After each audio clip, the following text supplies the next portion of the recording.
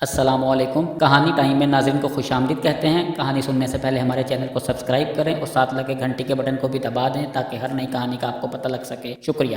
شروع کرتے ہیں آج کی کہانی۔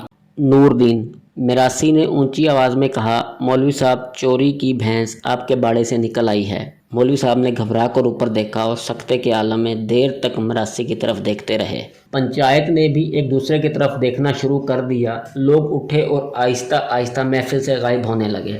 میراثی پیغام دینے کے بعد واپس چلا گیا۔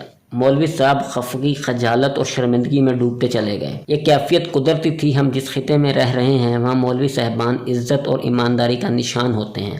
یہ لوگوں کو نماز پڑھاتے ہیں، ان کے کلمے بھی سیدھے کرتے ہیں، ان کے جنازے بھی ادا کرتے ہیں اور ان کے چھوٹے بڑے تنازع بھی نپٹاتے ہیں۔ آپ اندازہ کیجئے اس ماحول میں گاؤں کے واحد مولوی صاحب پر چوری کا الزام لگ جائے اور وہ الزام بھی گاؤں کی پنچایت میں سینکڑوں لوگوں کے سامنے لگایا جائے تو مولوی صاحب کی کیا حالت ہوگی۔ ان مولوی صاحب کے ساتھ بھی یہی ہوا۔ وہ پنچایت میں بیٹھے تھے، لوگوں کے تنازعوں کا فیصلہ کر رہے تھے۔ میراثی آیا اور مولوی صاحب کی عزت مٹی میں رول دی۔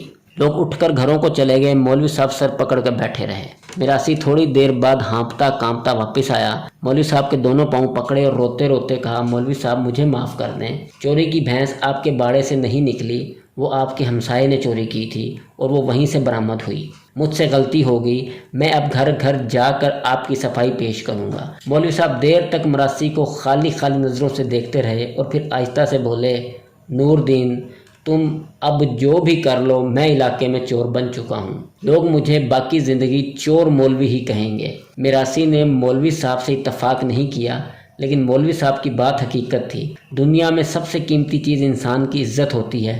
یہ اگر ایک بار داغدار ہو جائے تو یہ دوبارہ صاف نہیں ہوتی۔